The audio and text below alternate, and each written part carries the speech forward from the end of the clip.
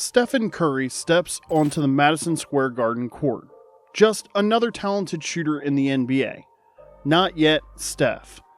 No MVPs, no championships, no unanimous votes, no logo threes that send entire arenas into chaos.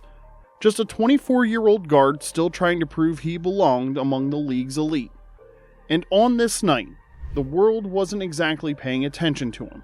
Steph Curry. Steph Curry. Steph Curry. He is the greatest shooter man has ever seen. Steph Curry is now having the greatest single season any player has ever had. The biggest story? The New York Knicks' resurgence.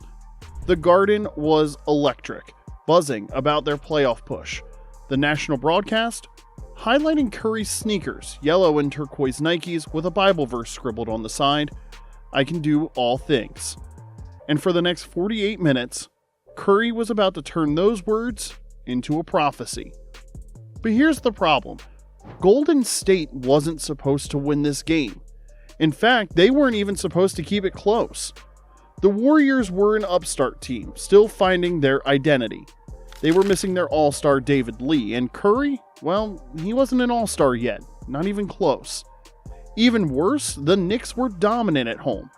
They had the league's third best defense, elite perimeter defenders, and a roaring Garden crowd behind them. The stage was set, just not for Stephen Curry. And yet, Curry started to torch the Knicks in ways they never saw coming. Layups flipping off the glass at impossible angles, deep pull-ups that barely rippled the net, floaters over defenders' outstretched arms, and then came the three-pointers. One after another, some wide open, some off balance, and some with a hand in his face. He buried them all. The Knicks threw double teams at him. Didn't matter. They trapped him at half court. It didn't work. And the scary part? Curry didn't even start hot. In fact, the first quarter was relatively quiet.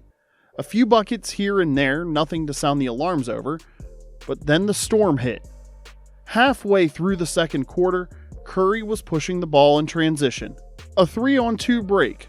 The right play? Pass to a teammate for an easy bucket. What did Curry do instead?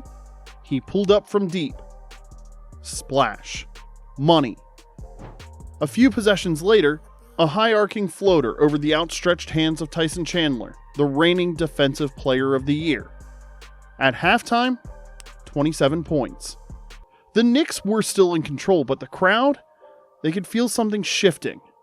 But could he keep this up for another half? Would it even matter?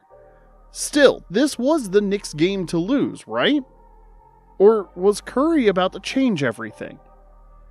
The second half began, and if New York thought they had already seen the best of Curry, they had no idea what was coming.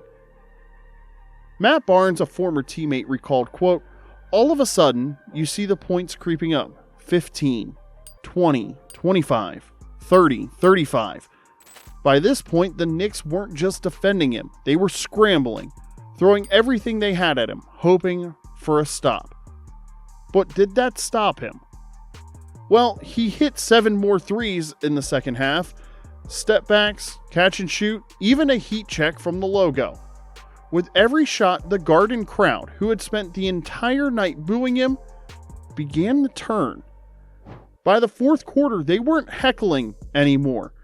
They were holding their breath every time he touched the ball. But there was a problem. A big one. Curry was putting on a clinic, but the Warriors were still trailing. Every time he pulled them closer, the Knicks found an answer. Every time he hit a big shot, Carmelo Anthony or J.R. Smith responded. But then something changed.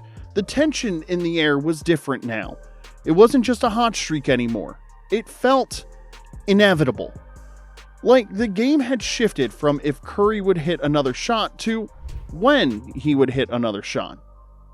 And then it happened. 4 minutes, 43 seconds left in the fourth quarter. Warriors down by 2. Curry snatches the ball, crosses half court, and everyone in the arena knows what's coming. Felton leaps at him, arm outstretched, doing everything in his power to contest, but it didn't matter. Curry drills a 25-footer just right of dead center. The Garden exploded. The national broadcast cuts to Knicks coach Mike Woodson. He's already walking to the scorer's table. Timeout, New York Knicks. Curry? He shimmies his shoulders and yells into the crowd all the way down the court. This was his moment, and he knew it. And yet, New York wasn't done. Woodson's timeout worked. With 2 minutes left in the game, Curry tied the game up. But his next shot got blocked. His teammates turned it over twice. J.R. Smith cashed in. Carmelo Anthony iced the game with a dagger. Final score, Knicks 109, Warriors 105. Curry became the first player ever to drop 50 while also hitting double-digit threes. And he didn't just get 54 points. He did it with video game efficiency. 11 threes on 13 attempts. And honestly, even calling it video game efficiency might be selling it short, because if you tried that in 2K, you'd probably have to bump the sliders just to make it possible, because I know I can't hit that kind of efficiency at all. Even virtual Steph isn't supposed to be that automatic. And if that wasn't crazy enough, he played the entire 48 minutes. No rest. These days, if he cracks 33 minutes, Steve Kerr is having a meltdown. But back then, there was no load management. No strategic rotations. Just a 24-year-old letting it fly on the biggest stage. And here's another fun little stat.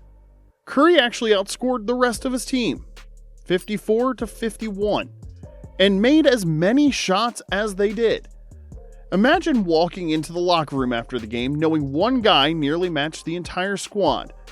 Talk about awkward. It was a reminder that sometimes even a perfect performance isn't enough. That night, it was an incredible performance in a tough loss. But the NBA took note. A decade later, Curry himself looked back on that game in a different light. Quote, "My fourth year, we had a game in New York at the Garden, and I scored 54 points, but we lost," Steph recalled. That game specifically just kind of changed the narrative, like, okay, we gotta take this kid seriously because he's got game and he's fearless, end quote. And fearless he was, because while there were already whispers that the NBA was shifting toward perimeter shooting, Curry didn't wait for the league to change. He forced it to change.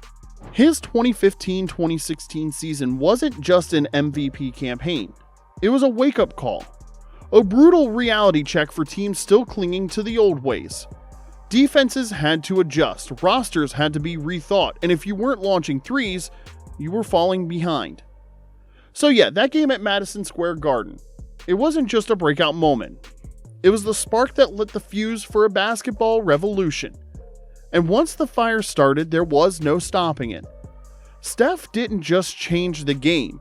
He and Splash brother Klay Thompson rewrote the entire rulebook. Some teams caught on fast. Others, well, they spent a few too many seasons treating the deep ball like a bad idea. Now, let's not make that mistake here. Help us drop 50 on the algorithm. Hit the like button if you love legendary performances. Subscribe so you never miss another wild NBA moment, because trust me, it helps way more than you think. And if you're into legendary scoring runs, you have to check out my breakdown of Reggie Miller's 8 points in 8.9 seconds. Even if you think you know the story, trust me, you've never heard it the way that I tell it. It'll feel like a Hollywood blockbuster playing out on your screen. Click here and see for yourself. Thanks for watching, and we'll see you in the next one.